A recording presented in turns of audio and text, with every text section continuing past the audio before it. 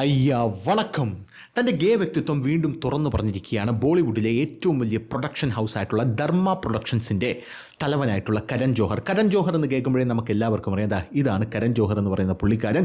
പുള്ളി ഒരു പ്രൊഡ്യൂസറാണ്, പുള്ളി ഒരു സ്ക്രിപ്റ്റ് റൈറ്ററാണ്, പുള്ളി വേറെ പലതുമാണ് എന്നുള്ളതാണ്. 1972 ഈ പുള്ളിക്കാരൻ ജനിക്കുന്നത്. പുള്ളിക്കാരൻ എന്ന് പറയുന്നത് പുള്ളിക്കാരൻ്റെ ജീവിതം എന്ന് പറയുന്നത് ഒരു മെലോ ഡ്രാമ പോലെയാണ്, ഒരു മെലോ ഡ്രാമ ലൈഫാണ്. ആ ജീവിതത്തിനകത്ത് സെക്സ് ഉണ്ട്, വയലൻസ് ഉണ്ട്, ഗ്ലാമറുണ്ട്, ഫാഷനുണ്ട്, ഗേ ക്ലൂസ് ഉണ്ട്, അങ്ങനെ ഒരുപാട് കാര്യങ്ങൾ പുള്ളിക്കാരൻ്റെ ജീവിതത്തിനകത്ത് ഉണ്ട്. പക്ഷേ പുള്ളിക്കാരൻ അതൊന്നും തുറന്നു പറയുന്നതിൽ യാതൊരുവിധ മടിയുമില്ല എന്നുള്ളതാണ് മറ്റൊരു കാര്യം എന്ന് പറയുന്നത്. ഈ പുള്ളിക്കാരൻ ഒരു സ്ക്രിപ്റ്റ് റൈറ്ററാണ്, ഒരു ഫാഷൻ ഡിസൈനറാണ്. പുള്ളിക്കാരൻ്റെ ഫാഷനൊക്കെ പലപ്പോഴും കൺസർവേറ്റീവായിട്ടുള്ള ഇന്ത്യൻ സൊസൈറ്റി വിമർശനത്തിന് വിധേയമാക്കാറുണ്ട്. പുള്ളിക്കാരൻ അങ്ങനെ ജീവിക്കുന്ന ഒരു വ്യക്തിയാണ്. വേറൊരു തരം ലൈഫ് സ്റ്റൈലാണ് കരൺ ജോഹറിൻ്റെ എന്ന് പറയുന്നത്. പലപ്പോഴും വലിയ ട്രോളുകൾക്ക് ഈ പുള്ളിക്കാരൻ വിധേയനാകാറുണ്ട് എന്നുള്ളതാണ് മറ്റൊരു കാര്യം എന്ന് പറയുന്നത്. ആ ട്രോളുകൾ എന്ന് പറഞ്ഞാൽ അതിക്രൂരമായ ട്രോളുകൾ പുള്ളിക്ക് ഏൽക്കാറുണ്ട്. പക്ഷേ അതെല്ലാം പുള്ളിയുടെ കയ്യിലിരിപ്പ് കൂടെ കൊണ്ടാണ് എന്നുള്ളതാണ് മറ്റൊരു കാര്യം എന്ന് പറയുന്നത്. ഈ പുള്ളിക്കാരൻ്റെ അച്ഛനായിട്ടുള്ള യാഷ് ജോഹർ, ഈ യാഷ് ജോഹർ എന്ന് പറയുന്ന വ്യക്തി ഒരു പ്രൊഡക്ഷൻ ഹൗസ് തുടങ്ങി. ഈ പ്രൊഡക്ഷൻ ഹൗസിൻ്റെ പേരാണ് ധർമ്മ പ്രൊഡക്ഷൻസ് എന്ന് പറയുന്നത്. കാലക്രമേണ ഈ പ്രൊഡക്ഷൻ ഹൗസ് ബോളിവുഡിൽ തന്നെ ഏറ്റവും വലിയ പ്രൊഡക്ഷൻ ഹൗസായിട്ട് മാറി. നമ്മുടെ 2.0, ബാഹുബലി അടക്കമുള്ളവ ഹിന്ദിയിലേക്ക്, അതായത് ബോളിവുഡിലേക്ക് മൊഴിമാറ്റം ചെയ്യുമ്പോൾ അതിനകത്ത് ആർക്ക മീഡിയ പ്രൊഡക്ഷൻസിൻ്റെ കൂടെ ധർമ്മ പ്രൊഡക്ഷൻസ് എന്നുകൂടെ എഴുതിയിരിക്കുന്നത് നമുക്ക് എല്ലാവർക്കും കണ്ടാൽ മനസ്സിലാക്കാവുന്ന കാര്യം മാത്രമേ ഉള്ളൂ. അങ്ങനെ ഈ പ്രൊഡക്ഷൻ ഹൗസ് ആദ്യം എടുത്ത മൂവി തന്നെ സൂപ്പർ ഡൂപ്പർ ഹിറ്റായിരുന്നു. കുച്ചു കുച്ചു ഹോത്താഹെ, അതാണ് ആ പടത്തിൻ്റെ പേര്. അപ്പോൾ കുച്ചു കുച്ചു ഹോത്താഹെ എന്ന് പറയുന്ന ഈ സിനിമ തന്നെ ബമ്പർ ഹിറ്റായതോടുകൂടി ഈ പ്രൊഡക്ഷൻ ഹൗസ് ഒരു രാശിയുള്ള പ്രൊഡക്ഷൻ ഹൗസാണെന്ന് ബോളിവുഡിൽ ഒരു വലിയ സംസാരമുണ്ടായി. പോരാത്തതിന് ഒരു ഇൻഫ്ലുവൻഷ്യൽ ഫാമിലി കൂടെയാണ്. ആ ഫാമിലിയിലെ യാഷ് ജോഹറിൻ്റെ മകനാണ് കരൺ ജോഹർ എന്ന് പറയുന്നത്. ഈ കരൺ ജോഹർ ഒരു ഗേ ആയിട്ടുള്ള വ്യക്തിയാണ്. അദ്ദേഹത്തിൻ്റെ ഓട്ടോബയോഗ്രഫിയിൽ തന്നെ അദ്ദേഹം അത് വെളിപ്പെടുത്തിയിട്ടുണ്ട്. 2017 അദ്ദേഹത്തിൻ്റെ ഓട്ടോബയോഗ്രഫി പുറത്തു വരുന്നത്. അദ്ദേഹത്തിൻ്റെ ഓട്ടോബയോഗ്രഫി എന്ന് പറയുന്നത് ആൻ അൺസ്യൂട്ടബിൾ ബോയ് എന്നാണ് ആ ഓട്ടോബയോഗ്രഫിയുടെ പേര്. ആ ഓട്ടോബയോഗ്രഫിയിൽ അദ്ദേഹം പറയുന്ന കാര്യം എന്ന് പറയുന്നത് I don't need to say it, I have said enough എന്നാണ്. അതായത് എനിക്കിത് കൂടുതലായിട്ട് തുറന്നു പറയേണ്ട ആവശ്യമില്ല, ഞാൻ നിങ്ങളോട് ഓൾറെഡി പറഞ്ഞു കഴിഞ്ഞു എന്നാണ് പുള്ളി പറയുന്നത്. യഥാർത്ഥത്തിൽ ഇദ്ദേഹം ഒരു ഗേ ആയിട്ടാണ് ജനിച്ചത് എന്നാണ് ഇദ്ദേഹം പറയുന്നത്. അതായത് ഞാൻ കാലക്രമേണ എൻ്റെ സെക്ഷൽ ഐഡൻറ്റിറ്റി കണ്ടെത്തിയതല്ല, ചെറുപ്പകാലം മുതലേ ഞാൻ ഇതാണ് എന്നെനിക്ക് കൃത്യമായിട്ട് അറിയാമായിരുന്നു.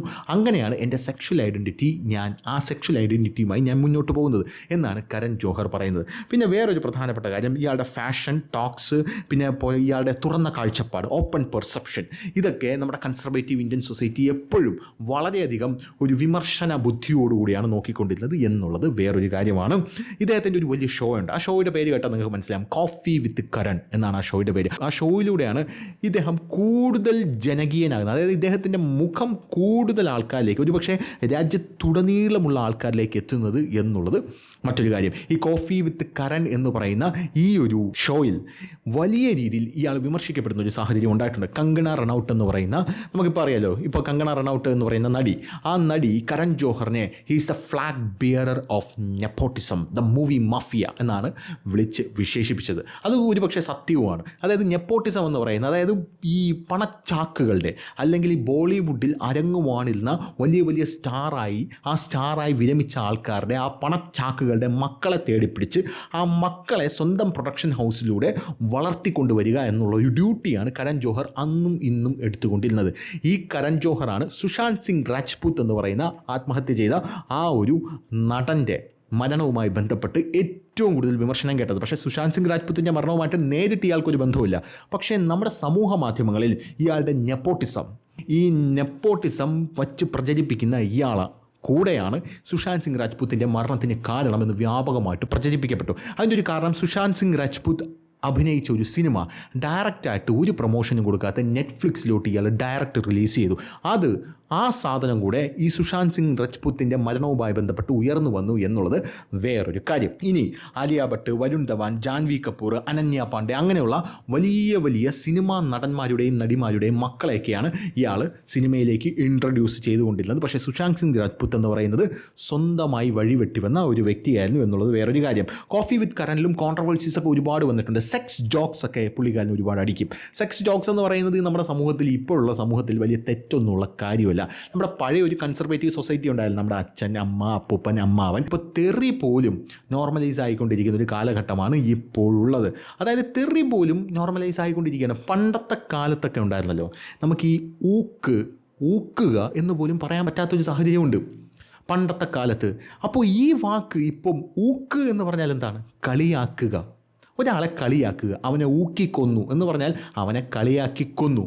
പക്ഷേ ഈ കളി എന്ന് പറഞ്ഞ വാക്ക് ഈ കാലത്ത് നേരെ ഊക്കിൻ്റെ സ്ഥാനത്തോട്ട് വന്നു. ഊക്ക് എന്ന് പറയുന്ന വാക്ക് പണ്ടത്തെ കാലത്ത് സെക്ഷുവൽ റിലേഷൻഷിപ്പിൽ ഏർപ്പെടുക എന്നുള്ള അർത്ഥത്തിലായിരുന്നെങ്കിൽ ഇന്നത്തെ കാലത്ത് അത് കളിയാക്കുക എന്നുള്ളതിലേക്ക് മാറുകയും ഈ കളി എന്ന് പറയുന്ന സാധനം നേരെ ഇതിൻ്റെ സ്ഥാനത്ത് വന്ന് അതെന്തായി?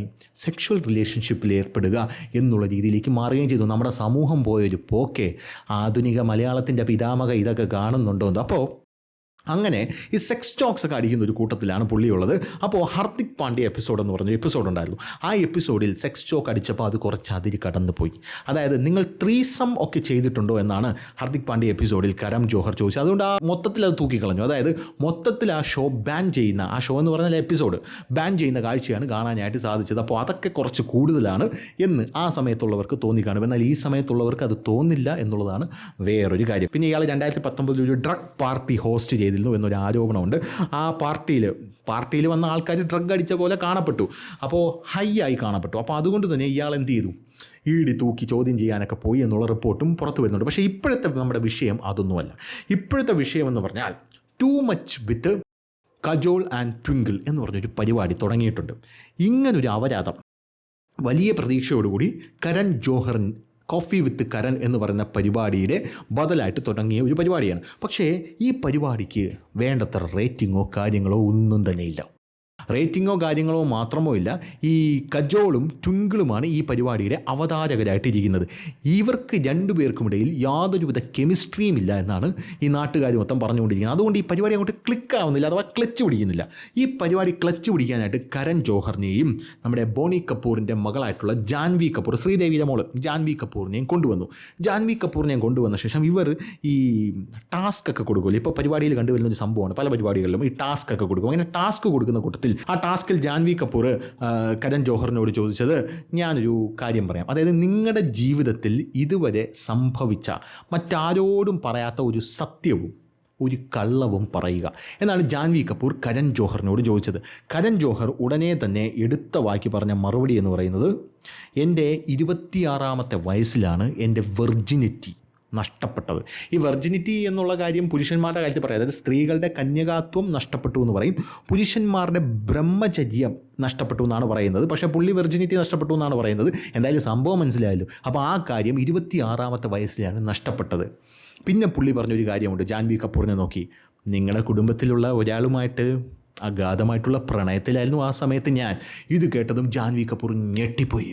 അമ്പോ, ചോദിക്കണ്ടായിരുന്നു അപരാധം എന്നാണ് ജാൻവി കപൂർ വിചാരിച്ചത്. ജാൻവി കപൂർ വിചാരിച്ച കൂട്ടത്തിൽ അപ്പുറത്ത് നിന്ന് ട്വിങ്കിൾ ഈ അവസരം മുതലെടുത്തു. ട്വിങ്കിൾ ചാടി എഴുന്നേറ്റിട്ട് പറഞ്ഞു, ഓ ഡോണ്ട് സേ. അതായത് ഇത് ബോണി കപൂർ ആണെന്ന് നിങ്ങൾ പറഞ്ഞു കളയല്ലേ. അതായത് നിങ്ങളുടെ വെർജിനിറ്റി കവർന്ന ആ വ്യക്തി ആ സമയത്ത് ബോണി കപൂർ ആണ് എന്ന് മാത്രം ദയവ് ചെയ്ത് നിങ്ങൾ പറയരുതേ എന്ന് പറഞ്ഞതോടുകൂടി ജാൻവി കപൂർ വല്ലാത്തൊരവസ്ഥയിലേക്ക് പോയി. ഉടനെ തന്നെ ഈ ഒരു സാഹചര്യം മനസ്സിലാക്കി നമ്മുടെ കരൺ ജോഹറിന് ഈ കാര്യം മനസ്സിലായി. പുള്ളി എന്തൊക്കെ അപരാധങ്ങളൊക്കെ വിളിച്ചു പറഞ്ഞാലും പുള്ളിക്ക് ഈ ഷോ ഹോസ്റ്റ് ചെയ്യാനും ഗസ്റ്റുകളെ കംഫർട്ടബിൾ ആക്കാനും അൺകംഫർട്ടബിളായ ഗസ്റ്റുകളെ തിരിച്ചു പിടിച്ചു കൊണ്ടുവന്ന് അവരുടെ കംഫർട്ട് സോണിൽ പ്രതിഷ്ഠിക്കാനും പുള്ളിക്ക് എന്താണ് വളരെ വലിയ രീതിയിലുള്ള ടാലൻ്റ് ഉണ്ട്.